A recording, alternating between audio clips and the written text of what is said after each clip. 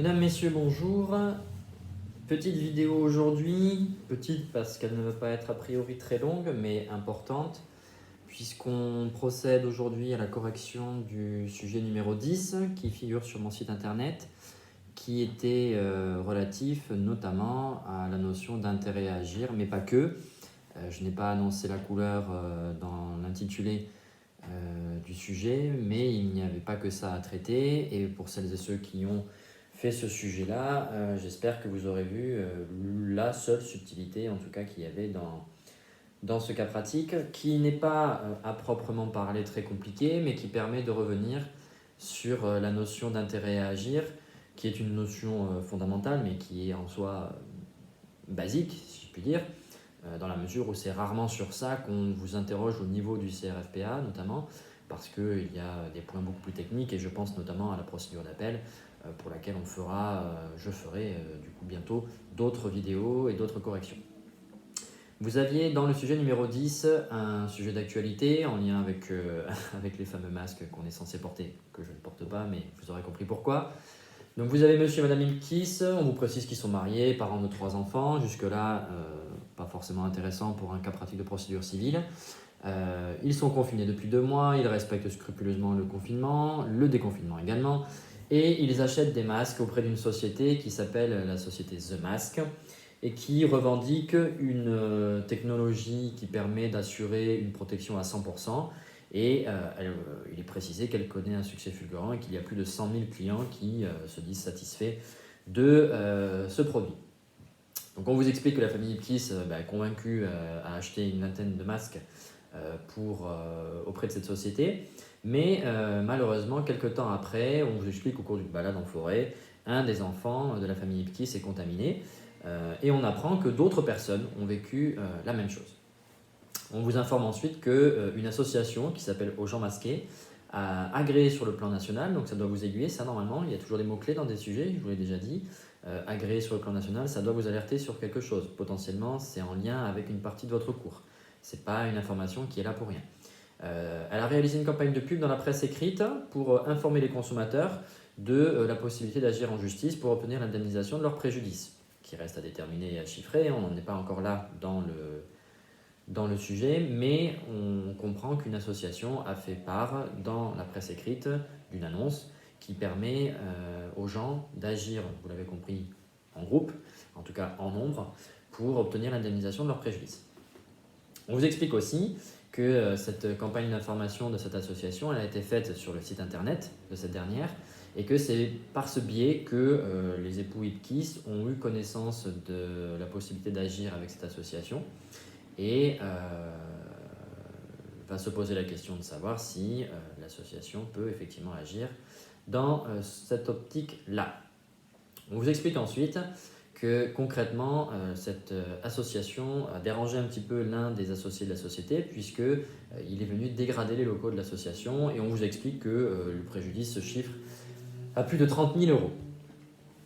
En conséquence, il vous est indiqué directement dans le sujet que l'association entend agir immédiatement en justice et on vous précise bien pour les dégradations que le fondateur et associé de la société a causées à ces locaux, mais aussi pour les consommateurs. Et on vous pose la question habituelle, qu'en pensez-vous? Question volontairement ouverte qui vous permet d'aller expliquer en long, en large et en travers ce que vous avez compris du sujet. Donc encore une fois, ne jamais partir bille en tête quand on fait un sujet procédure civile ou quel que soit le sujet d'ailleurs. Prenez bien le temps de lire le sujet, de vérifier quels sont les mots-clés qui y figurent et notamment le terme d'association doit vous alerter immédiatement. Les associations, c'est quasiment exclusivement des personnages qui entrent en scène pour venir parler soit de la qualité, de l'intérêt, soit du pouvoir. C'est rarement pour autre chose qu'on fait intervenir une association parce que sinon c'est une personne lambda et on va d'ailleurs le voir dans ce sujet-là. Alors dans la mesure où vous avez remarqué qu'il y a en réalité 2 actions différentes, vous pouvez les traiter dans l'ordre que vous voulez, ce n'est pas une difficulté, que ce soit pour ce cas-là, mais aussi quand vous préparez un sujet à l'examen du CRFPA ou à la fac. L'important, rappelez-vous et référez-vous à ma vidéo de conseil sur la procédure civile, faites toujours un sujet par page et comme ça à la fin vous les rangez dans l'ordre et ça permet de brosser le correcteur dans le sens du poil. Là, on est sur deux problèmes d'un même cas, donc l'idéal c'est de faire par exemple une feuille sur l'un, une feuille sur l'autre, et après derrière vous les rangez dans l'ordre que vous voulez, mais ce qu'il faut en tout cas c'est essayer à mon sens de commencer par les problèmes qu'on maîtrise le mieux. On se met en confiance et après derrière ça nous permet de réfléchir et d'être lancé pour aborder les problèmes où on a le plus de difficultés à résoudre. Donc là j'ai pris le parti de partir d'abord sur la défense des consommateurs par l'association, mais vous pouviez commencer par la dégradation des locaux de l'association, ça ne pose pas de difficulté. Donc en premier lieu, vous devez faire un petit rappel de faits, mais très bref, très bref, simplement pour indiquer qu'est-ce qui retient votre attention et qu'est-ce qui vous a amené à cibler un problème juridique précis. Là, le premier problème qui se pose, qui est quasiment écrit dans le sujet, c'est est-ce que l'association peut agir pour la défense de l'intérêt des consommateurs. Dès lors qu'on formule ce problème comme ça, on comprend que le problème, c'est le droit d'agir, ce n'est pas autre chose. Et le droit d'agir, vous savez, article 31 et suivant, qu'il y a des conditions pour qu'on puisse être déclaré recevable à agir en justice. Donc toujours pareil, le verbe agir, ça doit clairement allumer vos petits neurones et vous faire comprendre qu'on est au début du procès, c'est-à-dire je n'ai pas encore engagé mon action, je vérifie simplement que j'ai toutes les conditions qui sont réunies pour pouvoir agir en justice. Il y a l'intérêt, il y a la qualité, vous savez qu'après il y a la prescription, l'autorité de chose jugée, etc. D'autres vidéos viendront à ce sujet-là. Donc ici, on part du coup sur la problématique principale qui est le fait de savoir si l'association peut agir dans l'intérêt des consommateurs. D'emblée, vous devez partir sur la définition de l'intérêt à agir, nécessairement. L'idéal, c'est même de définir l'action en justice, une définition générique, puisque ce n'est pas ça le cœur du problème. Donc, qu'est-ce que c'est que l'action en justice? Et d'expliquer que l'action en justice, articles 30 et 31, impose de remplir un certain nombre de conditions, et notamment l'intérêt à agir. Vous donnez la définition de l'intérêt à agir avec les 3 ou 5 sous-critères, ça dépend comment vous avez appris votre cours, mais je vous renvoie à la vidéo que j'ai déjà fait sur ça. C'est la notion d'intérêt direct et personnel, légitime, né et actuel. Donc tout ça, peu importe l'ordre, mais vous devez aborder toutes ces définitions, les donner très rapidement et en tout cas cibler celle qui peut éventuellement poser problème dans votre cas pratique. Ici, on comprend que l'association, elle ne veut pas agir pour son intérêt personnel à elle. Elle veut agir pour l'intérêt des consommateurs. Donc on comprend que ça ne va pas pouvoir être la défense d'un intérêt qui va être personnel. Donc vous devez cibler directement ce problème. Vous devez bien indiquer que, définition, l'intérêt à agir pour être caractérisé doit être notamment personnel. L'intérêt personnel, c'est telle définition. Donc l'intérêt personnel, c'est l'intérêt lorsqu'il va améliorer la situation juridique de la personne qui entend agir. Or là, ce n'est pas le cas. Là, ce n'est pas le cas, ce n'est pas la situation de l'association qui va être améliorée juridiquement ou économiquement. Ça va être celle des consommateurs. Donc normalement, l'association n'est pas censée avoir intérêt à agir et donc normalement, elle serait irrecevable à agir. Sauf que vous savez qu'il y a des situations où les associations peuvent agir pour la défense de l'intérêt collectif. Encore une fois, je vous renvoie à l'autre vidéo que j'ai pu faire avec les distinctions intérêt personnel, intérêt collectif, intérêt d'autrui et intérêt général. L'intérêt général qui est le monopole du ministère public, ça vous le savez. Donc ici, on est en présence d'un sujet qui nous amène à nous interroger sur l'hypothèse d'une association qui ne justifie pas d'un intérêt personnel. Elle veut défendre un intérêt collectif. Donc, on doit vérifier si soit la loi, soit la jurisprudence permet à une association d'agir malgré tout lorsqu'elle ne justifie pas d'un intérêt personnel. Vous devez aborder du coup la question de la qualité à agir, puisque vous savez qu'il y a des situations où, nonobstant le défaut d'intérêt à agir, la démonstration d'une qualité à agir supplée le défaut d'intérêt personnel. D'accord ? Donc vous expliquez quelle est la définition de la qualité à agir. Vous savez, c'est l'habilitation ou le titre juridique qui autorise une personne à agir en justice. Et vous donnez la définition de l'action attitrée, puisque là, ça va être la situation, justement, le fait que, nonobstant le défaut d'intérêt, dès lors que je justifie d'une qualité particulière, donc de la qualité à agir, je vais bénéficier du droit d'agir, alors même que je n'ai pas intérêt. Donc c'est la distinction action banale, action attitrée. D'accord ? Et plus précisément, on vous explique ici, enfin on vous dit dans le sujet que l'association aux gens masqués est une association qui est agréée. Donc là, normalement, vos neurones ont dû s'allumer si vous avez bossé le cours et que vous avez bien travaillé ce cas pratique-là. Vous êtes censé connaître l'incidence de ce que c'est qu'une association agréée en procédure civile sur ce thème-là. Donc vous avez compris, le Code de la consommation, il prévoit que certaines associations agréées peuvent agir pour la défense d'un intérêt collectif. C'est l'article L622.1 du Code de la consommation. Ici, on vous dit directement qu'elle est agréée, donc il n'y a pas besoin d'aller vérifier tous les critères qui permettent à une association d'être agréée ou non. Elle l'est, point barre. Mais il faut citer quand même la base législative qui est pour le coup ici existante. On n'a pas une jurisprudence qui serait contra legem, comme on a pu voir comme vous avez peut-être pu le voir dans l'autre vidéo, les jurisprudences Ligue de défense notamment, etc. Ce sont des jurisprudences contra legem. Là, on n'est pas du tout sur ce fondement-là, on est sur un fondement législatif. On vous dit que l'association, elle est agréée sur le plan national pour agir dans la défense d'un intérêt collectif. Elle a donc qualité pour le faire, nonobstant le défaut d'intérêt personnel. Donc son action, elle est recevable. De ce point de vue-là, elle est recevable, il n'y a pas de difficulté. Sauf que, petite subtilité, le sujet vous dit que l'association avait fait part de son intention de pouvoir agir dans la défense de l'intérêt des consommateurs qui auraient été lésés à raison de l'achat de ces masques par voie écrite, par presse écrite. Donc là, ça aurait dû vous alerter aussi si vous avez bien bossé le régime justement des associations de consommateurs. Mais on vous explique que les époux Ipkiss, eux, ce n'est pas par voie de presse qu'ils ont été informés de la possibilité d'agir avec cette association, mais par Internet. Et cette subtilité, elle est importante. Elle est importante parce que ça a des incidences concrètes en allant voir le régime juridique justement dans le Code de la consommation. Si vous l'avez déjà vu avant, ça a dû vous alerter immédiatement. La question qui se pose ici, du coup, c'était de savoir si l'association justifiait bien d'un pouvoir régulier pour agir au nom et pour le compte des époux Ipkiss. Donc, vous devez aborder la notion de pouvoir. C'est la première fois qu'on l'aborde dans les vidéos.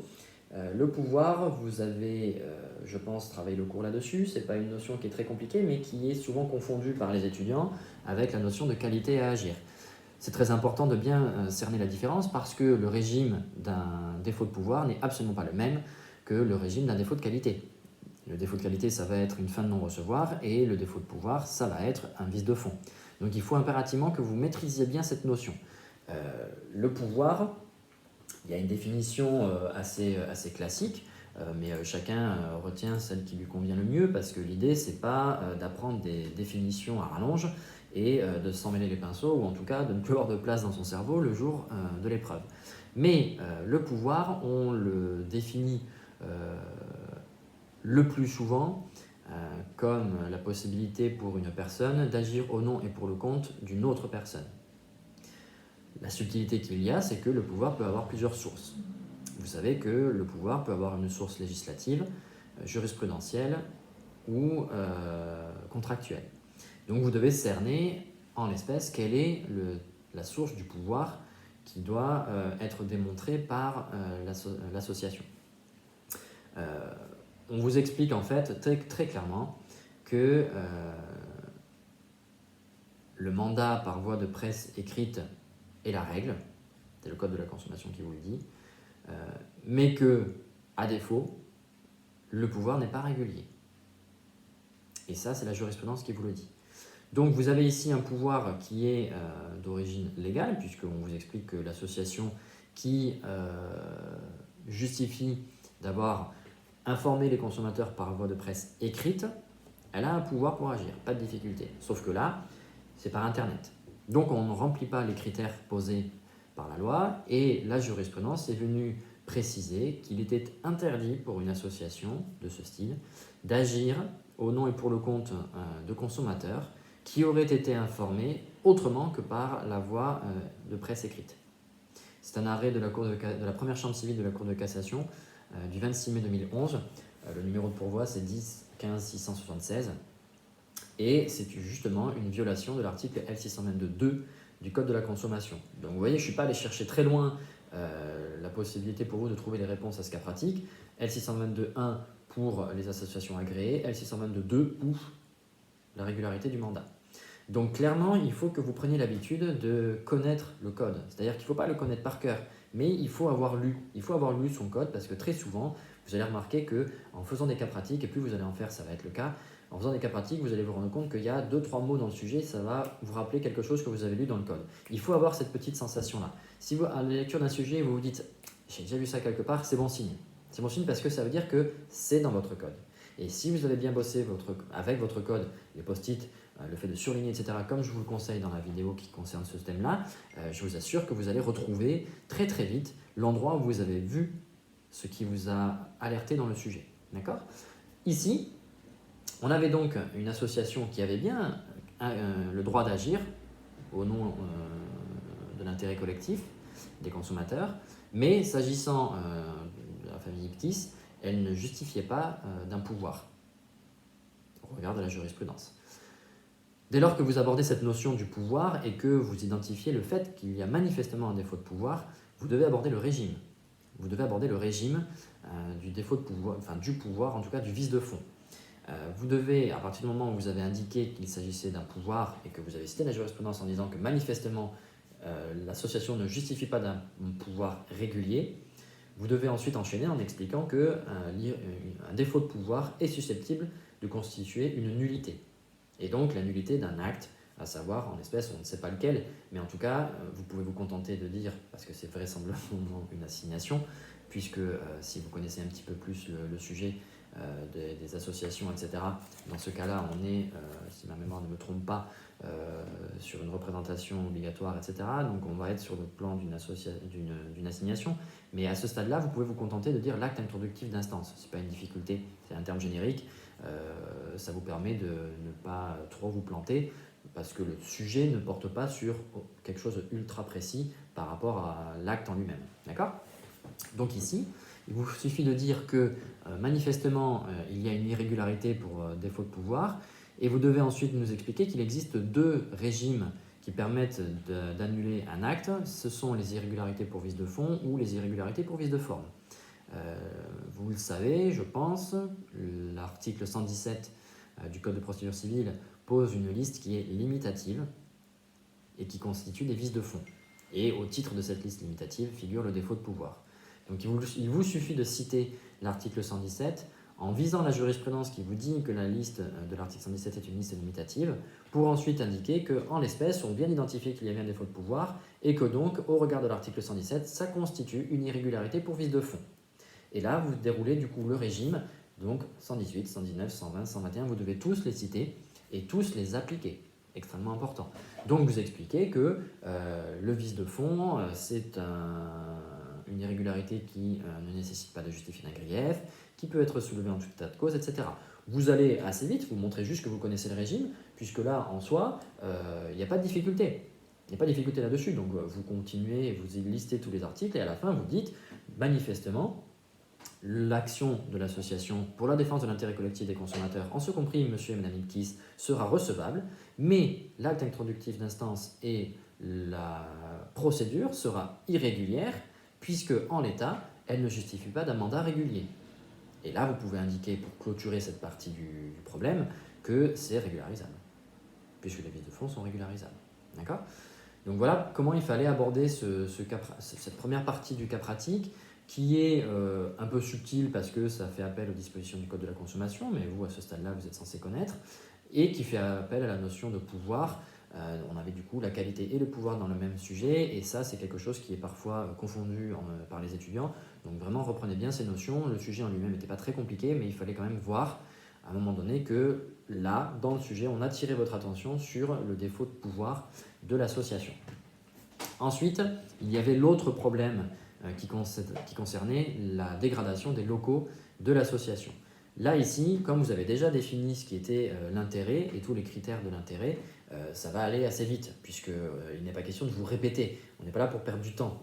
Dès lors que vous avez déjà dit quelque chose, vous pouvez vous faire référence à ce que vous avez déjà dit. Mais attention, c'est toujours très mal vu de faire un CF, de faire une flèche ou je ne sais quoi, pour montrer qu'en gros, on veut juste pas perdre de temps et en gros, on ne s'emmerde pas. Non, on est là pour rédiger. On est des juristes, donc vous devez rédiger quelque chose de correct, bien écrit, en langage écrit. On n'écrit pas ce qu'on pourrait dire. Donc, on essaie de faire des phrases courtes, mais efficace. Donc ici, l'association veut agir parce qu'elle a été victime d'une dégradation de ses locaux et que le préjudice est estimé à environ 30 000 euros.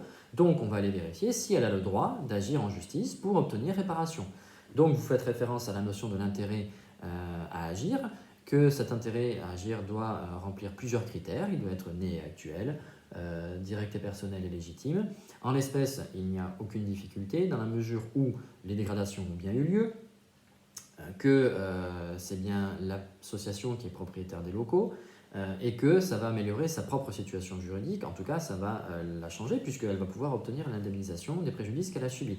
Donc, tous les critères sont remplis. Il s'agit même en réalité d'une action banale, puisque c'est une action qui va être une action en responsabilité extra-contractuelle. Donc, ça, c'est une action parfaitement banale. Dès lors que vous êtes au stade de la définition de l'action banale, vous savez que l'action banale entraîne ipso facto la caractérisation de la qualité à agir. Dès lors, les conditions posées par l'article 31 sont réunies et l'association a tout à fait le droit d'agir pour réclamer l'indemnisation de ses préjudices devant la juridiction compétente. Et là, pour le coup, le cas pratique s'arrête à ce stade-là, dans la mesure où on ne va pas plus loin sur la compétence et sur l'acte introductif d'instance, les mentions obligatoires, etc. Donc cette vidéo avait pour vocation de vous permettre de manipuler un petit peu les sujets qui portent sur les associations, où on peut en fait faire un sujet qui n'est pas en soi très technique, mais qui est un petit peu rébarbatif, voire redondant.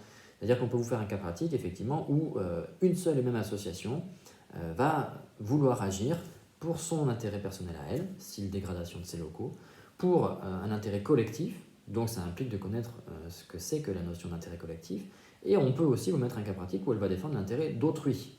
Donc on peut vous mettre plusieurs litiges avec un seul et même acteur, mais qui vous oblige à aller voir des règles spécifiques par rapport à la notion d'intérêt personnel, l'intérêt d'autrui et l'intérêt collectif. Il faut vraiment maîtriser ces notions. C'est du niveau licence, hein, donc c'est considéré comme largement acquis quand on passe notamment un examen en master ou encore plus au CRFPA. Ça serait donc dommage de ne pas maîtriser ces notions et de perdre des points bêtement si vous avez une question là-dessus. C'est assez rare au niveau CRFPA notamment, hein, mais il faut impérativement maîtriser ces notions. Donc, je ferai des vidéos là aussi le plus vite possible sur ces différentes notions. Je vous ai déjà fait une vidéo sur l'intérêt et la qualité. D'autres vidéos viendront, notamment sur le pouvoir, la capacité, etc. Mais continuez de travailler, même si la situation n'est pas forcément simple pour la plupart d'entre vous. Et puis on arrive dans l'été pour les examens du CRFPA, c'est pas toujours évident de travailler dans ces conditions. Donc, continuez d'être motivé. Surtout, faites les sujets le plus possible en conditions d'examen, c'est-à-dire que quand vous les faites, vous avez juste votre code et vous avez appris le cours. Ça ne sert à rien d'essayer de faire un sujet en se disant « ouais, je vais y arriver, je vais pas y arriver ». Alors, en cours de route, on arrête, on va voir le cours « ah, mais oui, c'était ça, ah, mais je le savais ». Mettez-vous vraiment en condition, c'est que comme ça que vous allez continuer de progresser et que vous allez apprendre cette matière qui vraiment n'est pas très difficile à comprendre, elle est juste technique. Et il faut s'entraîner pour arriver à la maîtriser. Voilà, je vous souhaite bon courage pour la suite et d'autres sujets et d'autres vidéos viendront. N'hésitez pas à poser vos questions sous cette vidéo si jamais il y a des précisions dont vous avez besoin ou si j'ai dit une bêtise, hein, par exemple, parce que c'est tout à fait possible. Je fais pas de montage, hein, mes vidéos, c'est du one-shot, donc parfois on se laisse emporter, on peut dire des bêtises ou des erreurs. Donc n'hésitez pas à me corriger ou à poser des questions s'il y a besoin, toujours sous la vidéo pour permettre à toutes celles et ceux qui la regarderont d'y avoir accès aussi, et chacun pourra après terminer cette partie du cours. Merci de votre attention en tout cas et à très bientôt. Au revoir.